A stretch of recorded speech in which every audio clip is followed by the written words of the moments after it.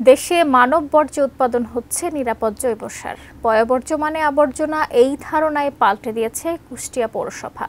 উন্নয়ন সংস্থা এসএনভির সহায়তায় মানব বর্জ্য থেকে দুর্গন্ধমুক্ত নিরাপদ জৈব সার তৈরি করছে কুষ্টিয়া পৌরসভা, যার সুফল পাচ্ছেন পৌরবাসী।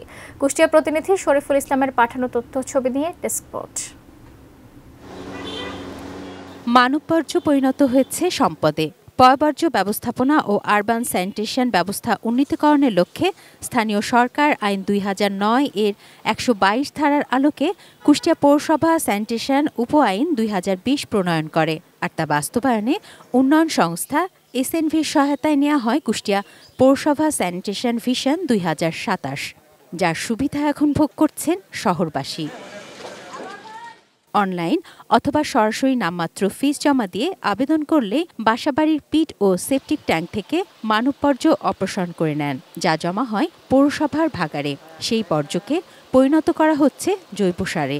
এমন দিন আছে 5 টিপ 7 টিপ 10 টিপ হয়, ঠিক আছে, আবেদন যেরকম যায় যে কটা হয় আর কি। ব্রেকফাস্ট, টিফিন কিংবা স্ন্যাক টাইমে মজাদার আয়োজন মানে অল টাইম ব্রেড। সাশ্রয়ী ও পরিবেশ বান্ধব হয় এই উদ্যোগের সুফল ভোগ করছেন পৌরবাসী। পৌরসভায় আবেদন করলে পারে গাড়ি এসে এটা পরিষ্কার করে নিয়ে যায়। পরিবেশ বান্ধব, ঠিকও পায় না, নোংরা উঠে চলে যাচ্ছে। পৌরবাসীর পাশাপাশি কুষ্টিয়া বাস টার্মিনালের পাবলিক টয়লেটও প্রকল্পের আওতায় আনা হয়েছে।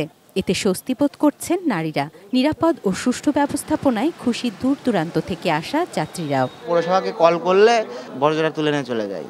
মানুষজন খুব খুশি এই পরিষ্কার পরিচ্ছন্নতা দেখে। এখানে মেয়েদের জন্য সমস্ত রকমের সুযোগ সুবিধা আছে, পরিষ্কার পরিচ্ছন্ন, সেফটির ব্যাপার যেটা থাকে, হাইজেনিক।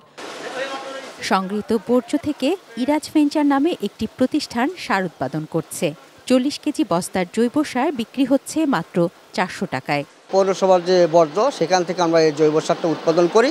80 থেকে 100 টনের প্রতি মাসে আমরা উৎপাদন করছি। বড় ধরনের ইকুইপমেন্ট থাকে, তাহলে এই প্রোডাকশনটা আরও বাড়ানো সম্ভব। নাগরিকদের যেমন সাধুবাদ পাচ্ছে এই উদ্যোগ, তেমনই বাড়ছে প্রক্রিয়ার জৈব সারের চাহিদা। তুনা জিনা তনু, ডেস্ক রিপোর্ট, এটিএন নিউজ।